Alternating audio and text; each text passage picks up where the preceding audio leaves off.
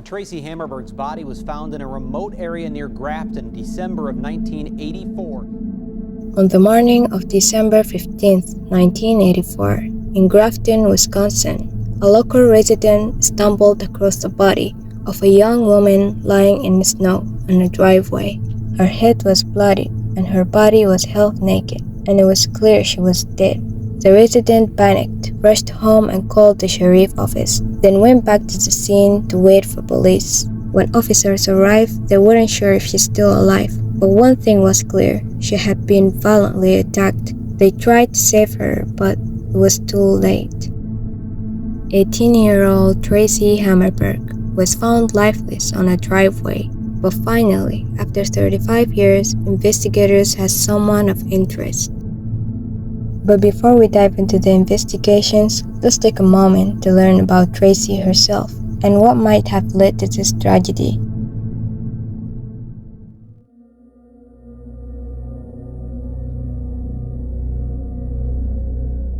Traci Hammerberg lived in Grafton with her mom, Judy Lubeck, her younger sister Jennifer, and her stepfather, Robert Lubeck. She was a high school senior, friendly, well-liked, and what people call a social butterfly. She had a lot of friends and loved to be around people, but her life at home wasn't easy. Traci had a rocky relationship with her stepfather. She confided in her friend that she couldn't stand living with him, even hinting that he did things that made her extremely uncomfortable. Because of these tensions, Traci began running away from home at a young age. Unfortunately, this led her down a dangerous path. She started using drugs when she was still very young. Despite these struggles, Traci was determined to turn her life around. Her dream was to graduate high school, move to another state, and start fresh with her boyfriend. Even worked a part-time job as a babysitter on weekends to save some money. Traci always loved to party, just like many teens back in the 90s. She would often hang out with friends at a local gathering, nothing unusual for someone in her age. On Friday, December 14th, 1984, Traci was babysitting for a woman named Helen Michelle between 7 and 9 p.m. When she left, she told Helen she would be back the next morning at 7 a.m. to babysit again. And after leaving around 9 p.m., she met up with some friends and headed to a party on a Grafton road in Washington. Traci stayed at the party late into that night. When it ended, she decided to head home, which was about 3 miles away. One of her friends offered to drive her because it was freezing cold, but Traci declined, saying she would walk, and it wasn't that far for her. It was 12:30 a.m. when she left the party on foot.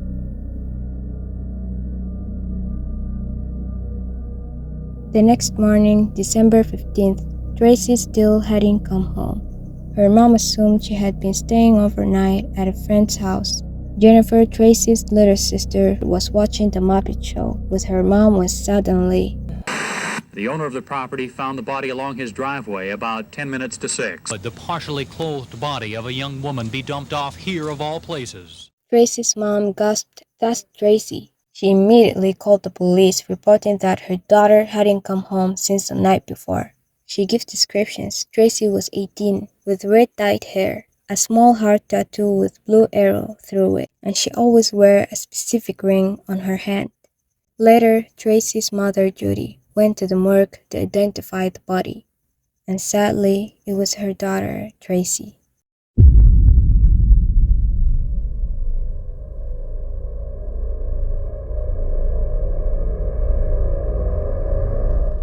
Traci had been found lying on her back, half naked from the waist down. Her jacket, scarf, and sweater had been pushed up over her head, exposing her chest. She'd been brutally beaten, her skull was fractured, and there was blood all around the scene. Investigators immediately started collecting evidence. They found tire tracks in the snow, and a bucket of Marlboro cigarette near her body, and pieces of her clothes scattered nearby. Her jeans and shoes was at the scene, but no weapon was found, and it was clear she was likely beaten with a blunt object. Forensic scientists discovered the male DNA on her body, as well as under her fingernails, suggesting she had been fucked back fiercely against her attacker. And toxicology reports show that she had smoked some of Melbart's cigarette found at the scene, which investigators believed belonged to the killer. This hinted that the killer was someone she knew or trusted. Let me note that her body was found on a secluded road, far from the road she walked home from the party.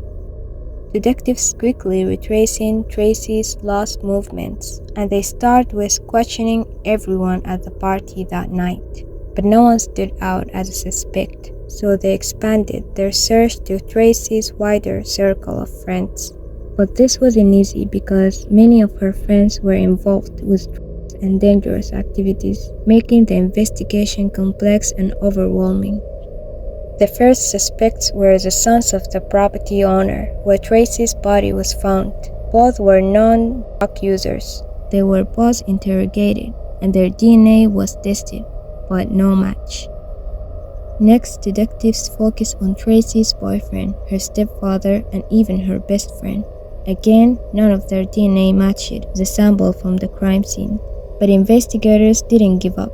They collected over 230 DNA samples from the neighbors and locals, hoping to find the killer among them. But unfortunately, nobody matched. As the time passed, the case grew cold, years turned into decades, and Traci's killer remained ghost.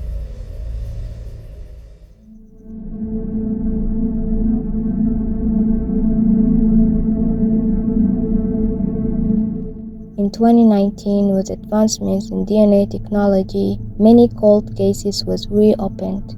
Traci's case was one of them, and all the evidence, including the killer's DNA, had been carefully saved. A specialized lab extracted the killer's DNA once again and uploaded it into a genealogy database, hoping to find someone related to the killer or maybe the killer himself. And finally, there were a hit. A match to someone who turned out to be the killer's second cousin. Using this led investigators to build an extensive family tree, narrowing down possibilities based on age and location. They focused on men who would have been between 16 and 60 at the time of the murder. By March 2019, their search led to two brothers, Eugene Cross and Philip Cross. Both had lived in the Grafton area during 1980s, but Philip had died in 2012 of a drug overdose. His brother, however, was still alive. Police obtained DNA from the brothers and compared it to the crime scene samples. The results were clear, and the killer's DNA matched with Philip Cross. Let us first get to know Philip Cross and why he might have done something so horrific. At the time of the murder, Philip was 21 years old. He wasn't a stranger to Traci. They went to the same school, even rode the same bus. But Philip had a dark reputation. He was known for being aggressive and violent, with a huge criminal record. He had been arrested for stealing cars, making homemade bombs and detonating them at a school, and drug-related offenses. In 1983, he went to jail for 4 felony charges, but was released in 1984, just months before Traci's murder. Even after Traci's death, Philip continues his violent behavior. One woman later reported that Philip had tried to assault her in his car. When she resisted, he became enraged, tried to strangle her, and threatened to kill her. Somehow she escaped and went straight to the police. But somehow Philip was released. It's chilling to think the killer was right there, living his life normally. It's truly heartbreaking. Philip died in 2012 of drug overdose. Never faces justice for his horrific crime, when no one will ever truly know exactly what happened that night. Based on Philip's history, investigators pieced together what they believed unfolded during Traci's final moments. After leaving the party, Traci likely ran into Philip Cross. He offered her a ride home, and since she knew him, she trusted him enough to get in. They turned onto a quiet stretch of a marble road in Grafton. They smoked Marlboro Red cigarette, the same brand later found at the crime scene. But atmosphere quickly shifted when Philip made unwanted advances. Traci refused. She fought back, trying desperately to escape.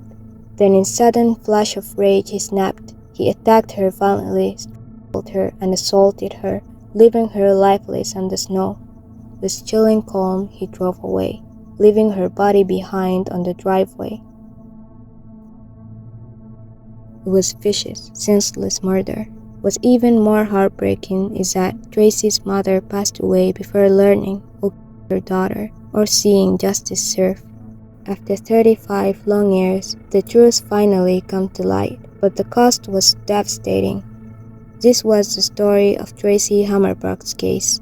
I would love to hear your thoughts in the comments, and don't forget to subscribe for more true crime stories.